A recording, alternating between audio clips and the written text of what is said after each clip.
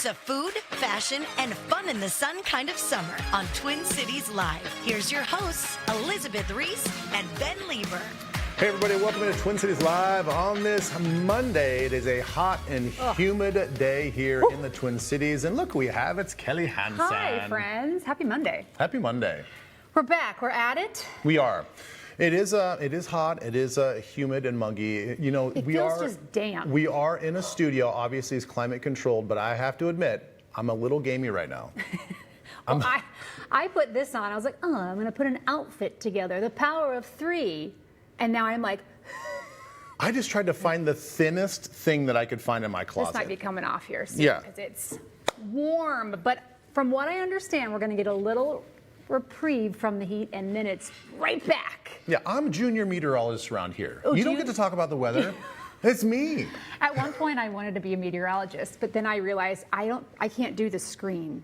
I also can't do a lot of the things they do. I shouldn't say that's the only thing I can't do. So all the science, that was no problem? All the science was easy? I took one science class You just couldn't college. handle do the green screen right. looking... It tripped me up. That's an art to really do that. Have you done it? No, I would like to try it. I know. I know. They don't want me over there though. They say like, you stay in your cage over there. They're going to let us out of our cage a little bit here on this show, so stick around for 90 minutes. We have our 12 Days of Grilling series continuing today. We're going to be out on the hot patio. And this turkey tenderloin, we might just cook it on the stones. I think it's supposed to go in a grill. Hold it under the sun. Yeah, we might just like hold it out there and just put it right on the stone slab. I think that probably would work. It might take a little longer than the grill, but at some point today we'd get to eat it. Yeah, at some point today, yeah. There's also a friendship podcast that wants to help you be a better friend. Friendships as adults, especially friendship for adult women, I think is really tricky. Even when you have kids too, it's like, do I need to be friends with this person because they're friends with their child's friends with my, there's lots of things that go into adult friendships. Now I have some of the best friends that I've met as an adult. Really? Really, yeah. I moved away from my hometown, yeah, so that's true. that played a part in it. But as an adult, I've made some of my best friends. So we're going to sit down with the host of that podcast and kind of dive into those adult friendships and how to navigate that. I think it's a little challenging, more challenging for you women because you have lots of friends. You women. You women. You know, adult guys just don't have friends. So we don't. I know, my husband has friends from high school. We don't have to deal with it. And then like he won't see him for months or years. Yeah, we don't have to deal with any of that stuff. Whatever. And then they see each other and it's like, great. We got our work friends. We got some friends here and there that we see like once a month. Yeah, they don't have to like text funny memes. Want to come over and watch the game? Sure. Yeah, that's totally it. That's it. That's it.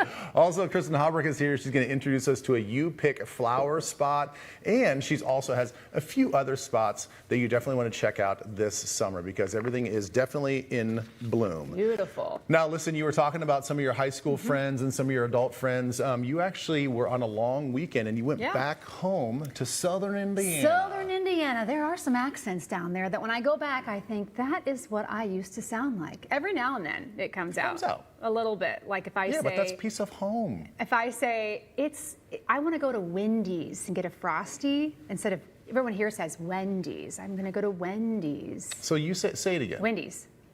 Well, no, say it like how you used to say it. I still say I'm going to go to Wendy's. What's wrong with that? I'm saying win, like with W-I. Like an I? I get called out for this. See, I don't even like notice it that much. Or like I would call you Ben instead of Ben. Yeah, I do hear that. Ben. Yeah, that's what happens in Southern Indiana. Anyway, I went back home. I haven't been home in the summer for a couple years now. My sister's on the far right, and that's us with our kids. My brother-in-law couldn't come, but there's Stephen in the middle, my nephew Warren. So it was, and my niece Charlotte, my girls right there. That's my mom and dad. So we went out to dinner, got these pictures. I was like, everyone, we're getting together and taking photos because you just forget.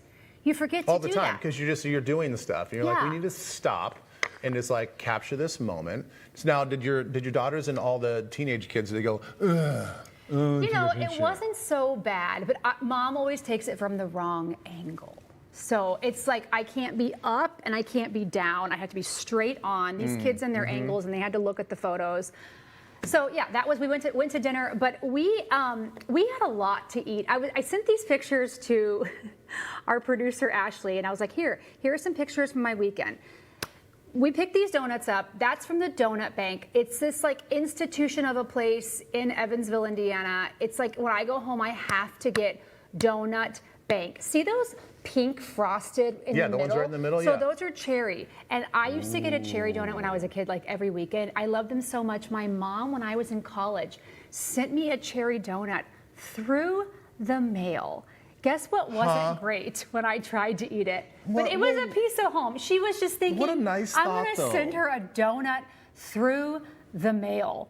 Didn't really work out. But great stop. So I hit that up. Also went to Licks Ice Cream. These are like the things you do when you go back to your hometown. You go to the things that you just make you feel like Because how home. big is your hometown again? It's like 150,000. Oh, yeah. So It's like it's the a third sizable, largest yeah, city in it's Indiana. a big city. Yeah, very southwestern corner though. If Indiana was a boot, we'd be the toe.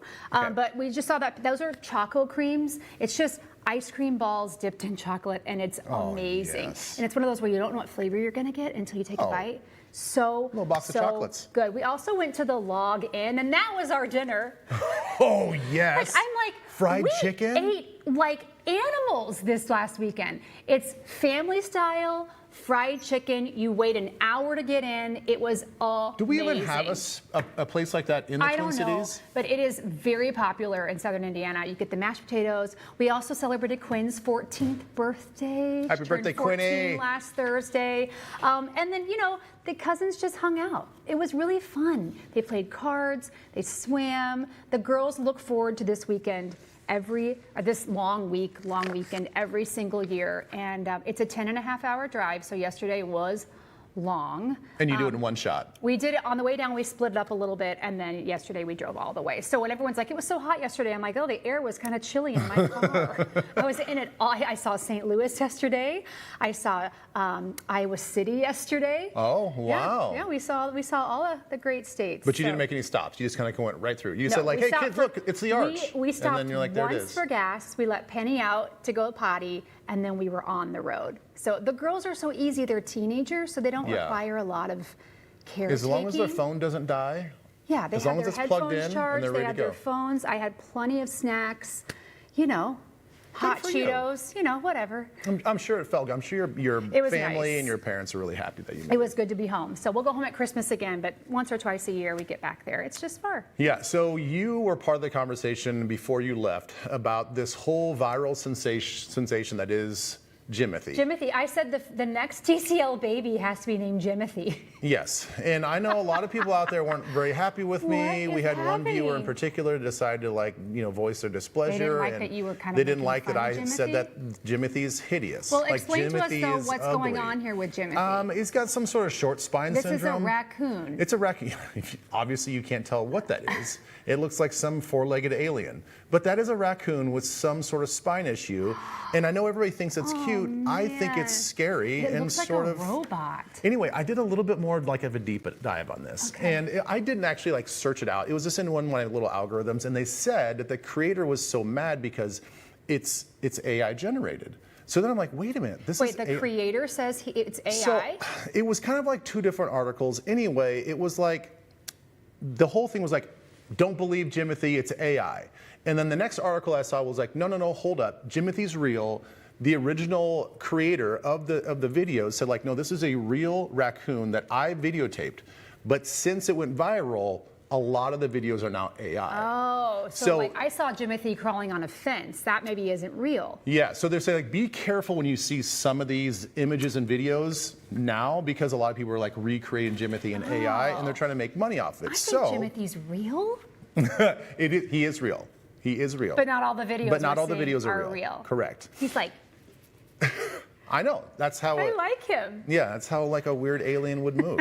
so anyway, that got us talking around the office about like things that like we find ourselves being gullible with. Yeah. Like we like, oh, well, we Like, I believe that. firmly believe Like you firmly he's believe real. that, or if it really was fake, I think that we would all believe that it was real. So we just went ahead and asked the staff, what's the most gullible moments in your life? And I'm sad to admit, it wasn't until the end of my 6th grade year that I found out that jackalopes were fake. Now, 6th grade's pretty young. I actually had to look up what a jackalope was this morning when you mentioned that. I might have fallen for that too. Well, you guys remember Funniest Home Videos? For some reason, the jackalope was like its unofficial mascot. And so I would see that, and it was a popular show at the time. Like, I thought they were real. I mean, that could be in a different continent. Jackalopes could have been real. I would have believed that. See, that's what I said. Well, anyway, I just got killed from my buddies when they're like, jackalopes aren't real, you idiot. Like, okay, well, I don't know. Well, fine. Maybe like a deer and a bunny mated. I don't know. I didn't think that hard about it when I was in sixth grade. I'm sure it's happened. Yeah. So anyway, you wanted to volunteer the moment that you were a little more gullible. I don't know if it's gullible or just something I believed firmly until I was in college. Okay, I believed that Polish sausage, like, Polish sausage and sauerkraut, was pronounced Polly sausage. And I believed this, and I even talked about it with a college guy friend. And he looked at me, Mike Cundiff. He looked at me and he said, "What are you saying?" And I'm like, "Polly sausage." And he's like, "I don't even know what you're talking about." And my parents, I think it's the Southern accent. Yeah. My mom, I swear, says Polly sausage, and it's Polish sausage. Sure is. So I sure looked like an idiot. I was 20 when I firmly believed that's what that was. All the Polish people out there are very offended. Polly. Like, why would... Anyway, okay. Jane and intern Sophie, they fell for, it's illegal to have the car lights on while driving. This is what you tell your kids. See, you know what's funny about that? I actually believed that too for the longest time. But I think that was more just like, it wasn't just this a safety issue? I can't drive if the music's too loud and I'm thinking, or if the light is on. I have a hard time. Oh, well, I don't like that. I can't have the music loud if I'm trying to find a parking spot. Absolutely There's something about trying to find a parking spot when the music's loud. I can't. Also, producer Ashley said, this is awesome. Her mom told her that kids pee under the restaurant table. So when she was 6, she believed that until she was in college. So basically, didn't want the kids going under the table and being disruptive. So in college, were you climbing under the table, Ashley, and then remembered? Oh, her friend went under the table and she said, "Don't go under there. Children go to the bathroom under the kids pee in there." The things that we parents tell our kids so they won't do things is very You want humorous. another one? This one might be my favorite. Tracy, producer Tracy says, her mom said that if you bite other kids, you have to live at the dog pound because only dogs bite. Her mom then drove her to the dog pound and left her outside with a suitcase and drove her on the block. So Tracy didn't bite again after that. Way. And believe it or not, when she was telling the story, this was in Memphis, you guys. I don't think you drop any kids off anywhere in the city of Memphis. There's some dangerous areas. I do want to get to Seth. If we could just pop to Seth's real quick. Seth, our photographer, said, "My mom always told me that if I didn't clean my room, the gunny sack man would come to take all my toys. Until I was 12, I just assumed this was some sort of deranged ski mask wearing lunatic who would show up in the middle of the night with a tattered burlap sack full of M16s and automatic rifles." That is extreme, Seth. And I think the gunny, is not somebody out there needs to write some sort of movie based on the gunny sack man. I think that's a great title. I've never even heard of that. No, I've never heard of it either, ever. Because his mom made him believe that. Because she's creative. Seth, are you okay? This explains a lot. Man, we have a bunch more to get to. We just kind of ran out of time, so maybe we just kind of table this for now, and we'll bring up more gullible moments, because I think it is really fun to sort of make fun of yourself. Absolutely. Yeah. Every day. Don't take ourselves too seriously, right? Like the jackalopes out there. All right, our 12 Days of Grilling series is going to continue next. We're going to join a 6th-generation turkey farmer at the grill for her take on turkey tenderloin. Don't go away. Twin Cities Live's host chat is brought to you by Plants and Things and Furniture and Things, the largest selection of outside and inside furniture.